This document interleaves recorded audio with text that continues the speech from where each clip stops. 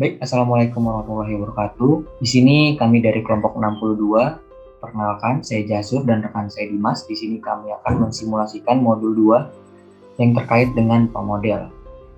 Baik, di sini saya akan mensimulasikan aplikasi ProModel dan juga rekan saya Dimas akan menjelaskan terkait laporan. Baik, di sini kita langsung saja pilih file dan klik new. Lalu di sini kita tulis, modul 2, produksi kursi. Nah, kita akan memproduksi kursi. Untuk distance unitsnya kita ganti ke meter, lalu kita oke.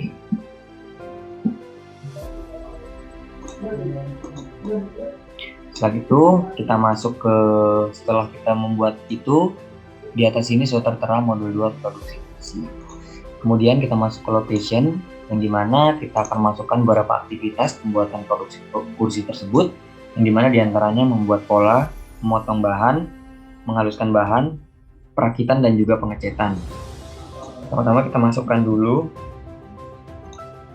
layout. Di sini kita masukkan, kemudian kita nonaktifkan new-nya, kita klik text, kemudian diklik, turunkan, kemudian kita ganti namanya dengan membuat pola.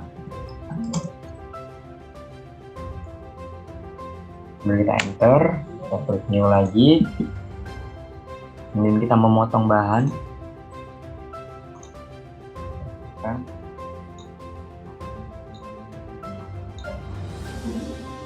kemudian kita klik, kita nonaktifkan dulu, lalu kita klik text, kemudian kita klik. Di sini kita masukkan namanya memotong bahan. Aktivitas selanjutnya adalah memotong bahan. Klik new lagi, kita pilih lagi aktivitas ketiga, yaitu menghaluskan bahan. Sama seperti yang tadi,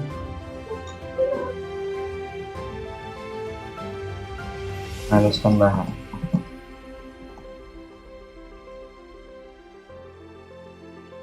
Kita klik new lagi, kemudian untuk aktivitas keempat itu adalah perakitan. Kita pilih yang ini saja, di bawah saja mungkin.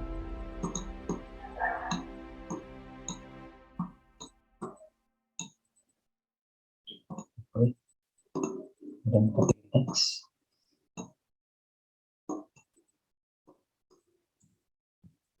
Tulis perakitan. Aktivitas keempat yaitu perakitan. Kita enter, kita new lagi, kemudian ada pengecetan. Ini kita lakukan, kemudian kita klik next. Oke. Kita ganti namanya dengan pengecetan.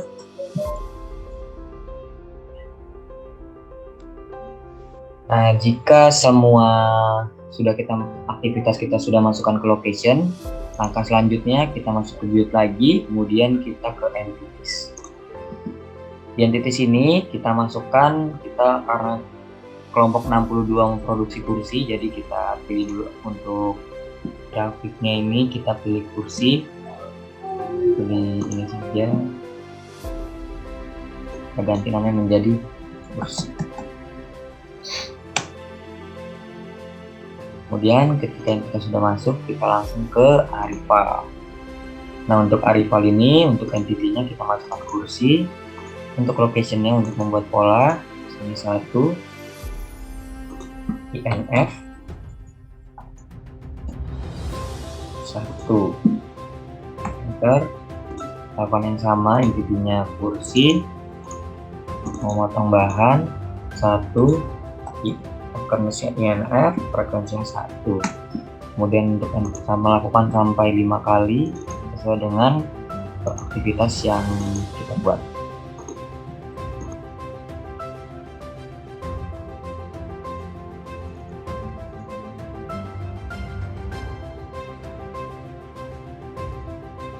Perakitan, frekuensinya 1, frekuensinya INF, frekuensinya 1. Kemudian yang titiknya kursi, kemudian locationnya pengecetan M1 MF1. Ketika dia rival sudah, kita langsung saja masuk ke processing. Untuk processingnya, yang pertama kita masukkan mengikuti location, kemudian outputnya kursi, destinationnya memotong bahan. Untuk move logicnya, kita masuk ke StatFit yang ada gambar gunung biru ini, kemudian kita masukkan data yang sudah kita buat yang sudah ditambah 5. Kalau di kelompok 62 diberi data yang sesuai dengan di laporan, tapi ditambah dengan 5 di masing-masing datanya. Yang pertama 10, 11, 12, 10, 12, 10, 11, 12, 10, 12. Kemudian kita pilih auto fit, pilih discrete distribution, oke. Dan karena kita ambil binomial atau Poisson, yang dimana nilai yang paling besar yaitu binomial, berarti kita langsung ekspor saja, export fit, pilih application yang pro model, kemudian pilih binomial, oke, buang. Setelah itu kita masuk ke sini, ke move logicnya, kita pilih build, pilih move for, kita copy paste saja, lalu kita paste, clear. Kita enter. Kursi, memotong bahan, kursi, menghaluskan, pilih state fit, masukkan data yang kedua, yaitu memotong bahan 21, 18, 20, 21, 23, 21, 18, enter, 20, 21, 23. Auto fit, discrete, oke. Lakukan hal yang sama dan pilih yang paling besar berarti 100, lalu ekspor. Pilih pro model, binomial, oke. Kita pilih no, lalu kita masuk ke move logic, pilih build, lalu kita pilih move for, kita paste, oke.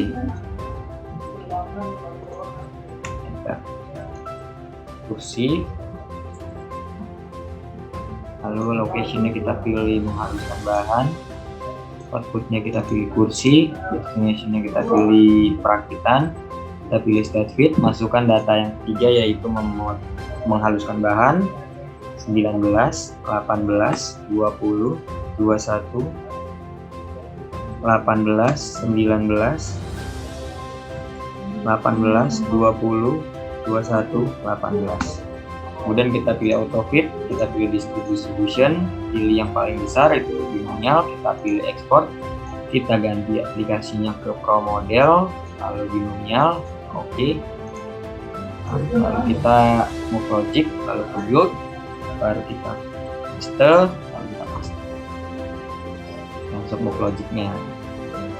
Lalu untuk yang keempat, kursi intinya kursi, locationnya perakitan, outputnya kursi, destinationnya pengecatan, lalu kita pilih state fit, kita masukkan data yang keempat yaitu perakitan, yaitu 32, 34, 36, 35, 33, 32, 34, 36, 35, 33. Kita auto fit, pilih discrete distribution, oke. Lalu kita pilih yang paling besar yaitu binomial, lalu kita ekspor, pilih application-nya yang pro model, karena binomial kita pilih, kita oke. Lalu kita masuk ekspor binomial, oke. Kita buang, lalu kita masuk ke move logic, pilih build, lalu kita paste, lalu paste, oke. Kemudian kita masuk ke tahap yang terakhir atau proses yang terakhir, pengecatan.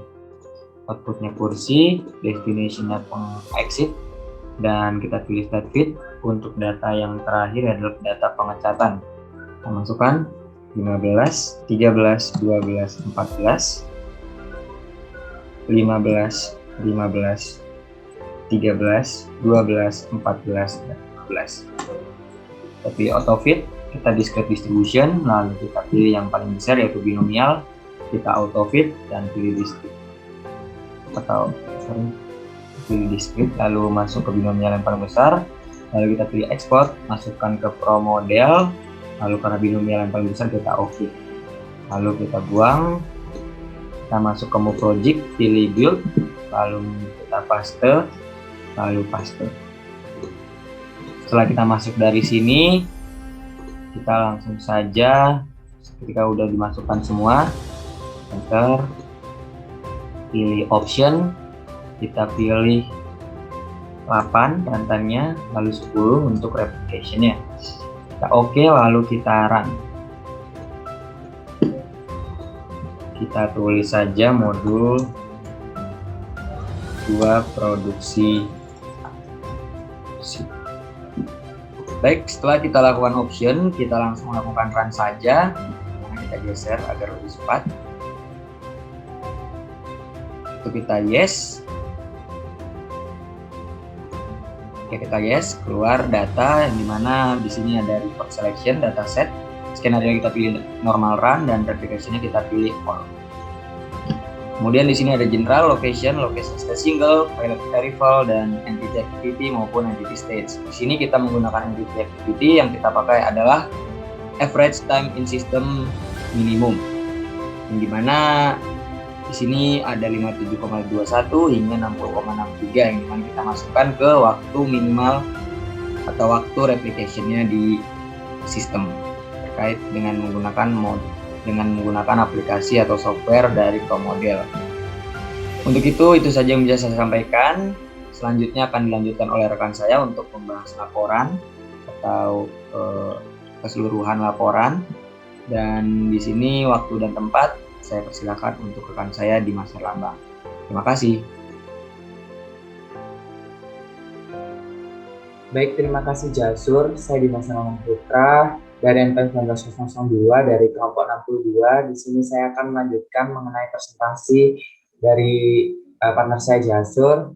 Saya akan mempresentasikan dari laporan jurnal kami berjudul Analisis Produksi Kursi dengan Software ProModel di PT JD Mebel. Untuk abstraknya sendiri, PT JD Mebel merupakan sebuah perusahaan manufaktur yang bergerak dalam industri mebel dengan produk utama kursi.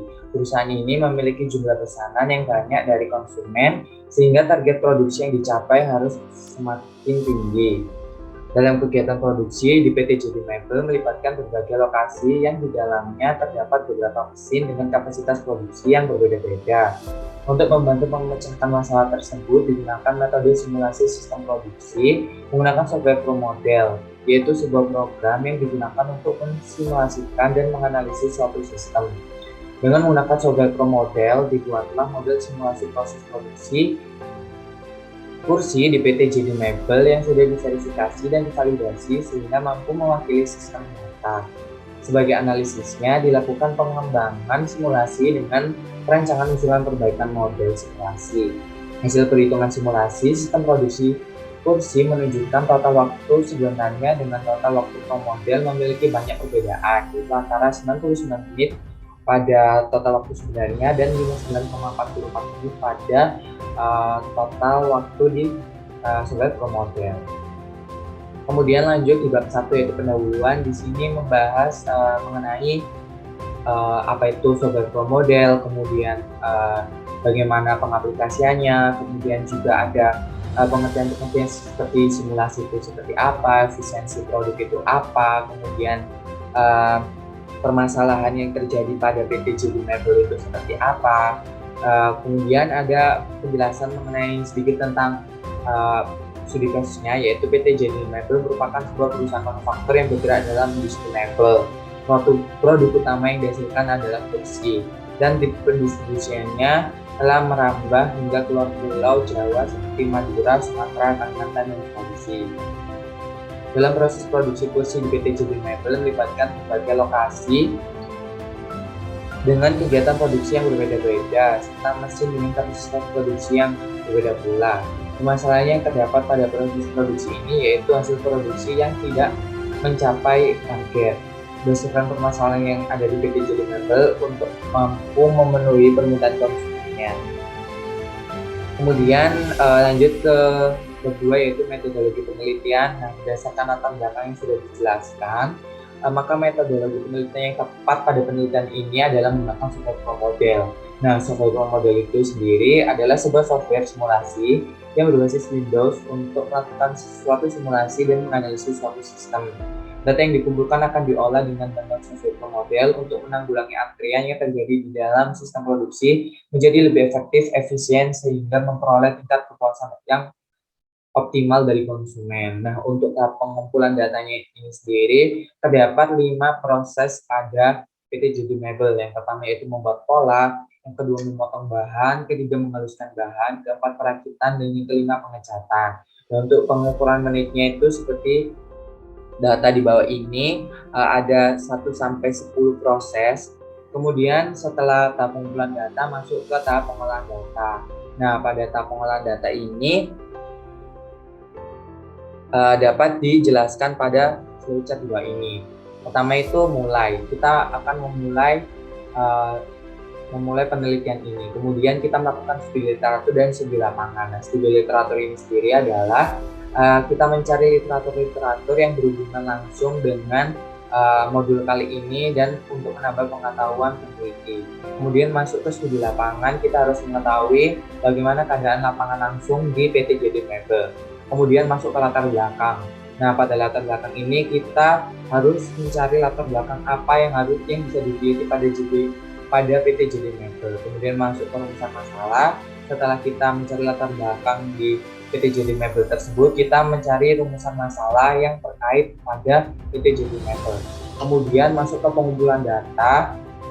Kelima data tersebut yaitu membuat pola, memotong bahan, menghaluskan bahan, perakitan, dan pengecatan. Kemudian masuk ke pengolahan data menggunakan sebuah Pro Model.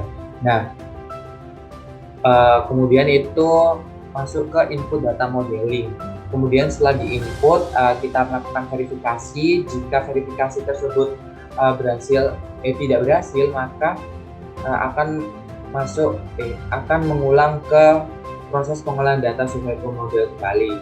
Jika verifikasi tersebut telah diverifikasi, maka masuk ke proses validasi. Nah, di validasi pun juga seperti verifikasi, jika data tidak valid, maka masuk ke pengolahan data sesuai Pro Model kembali.